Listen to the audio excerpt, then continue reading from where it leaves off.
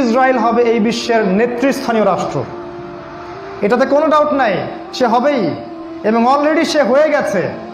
সে প্রায় 90% সফল, আর 10% বাকি আছে। এটা খুব অল্প সময়ের মধ্যেই হয়ে যাবে।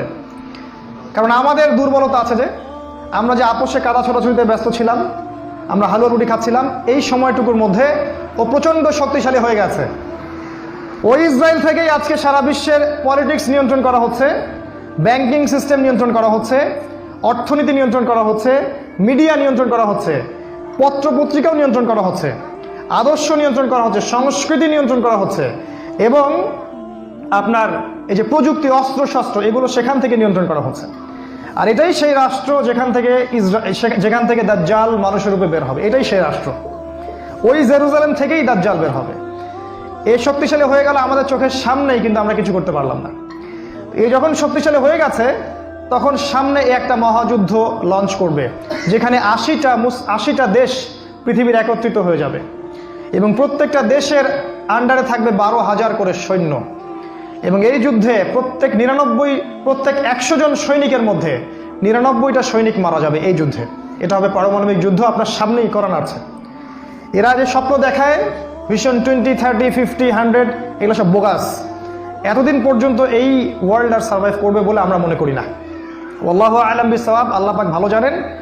আমাদের রিসার্চ হচ্ছে এতদিন পর্যন্ত ওয়ার্ল্ড সার্ভাইভ নাও করতে পারে, না করার সম্ভাবনা 95%। এই মালহামার পরে ইমামুল মাহদী আসবেন শেষের দিকে, এবং তিনি মুসলিমদের হাল ধরবেন এবং প্রচুর সংখ্যক মুসলিম এই যুদ্ধে মারা যাবে। প্রচুর সংখ্যক, প্রচুর, তাদের সংখ্যা অগণিত। কিছু মুসলিম যুদ্ধের মাঠ থেকে পালিয়ে যাবে, যাদেরকে আল্লাহ পাক মাফ করবেন না, আর অল্প কিছু মুসলিম বাকি থাকবেন, যাদের হাতে আল্লাহ রাব্বুল আলামিন এই যুদ্ধের শেষের দিকে গিয়ে বিজয় দান করবেন ইনশাআল্লাহ। এবং আমাদের খোরাসান থেকেও একটা বাহিনী যাবে, যারা জেরুজালেম পর্যন্ত পৌঁছে যাবে, ইমামুল মাহদীর সাথে যোগ দিবে। পৃথিবীর কোনো শক্তি, নবীজি বলেছেন, পৃথিবীর কোনো শক্তি তাদের পথে বাধা হয়ে দাঁড়াতে পারবে না।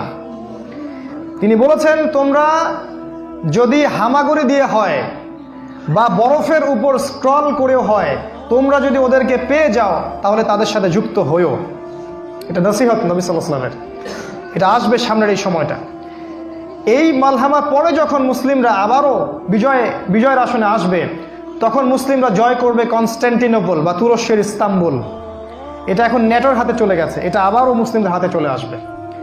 তারপর ঘোষণা করা হবে যে মাসিহুদ দাজ্জাল মানুষের রূপে বের হয়েছে। কোথায়? ওই জেরুজালেমে। তখন মুসলিমরা সেখানে ছুটবে। দাজ্জালের বাহিনীর সাথে মুসলিমদের ব্যাপক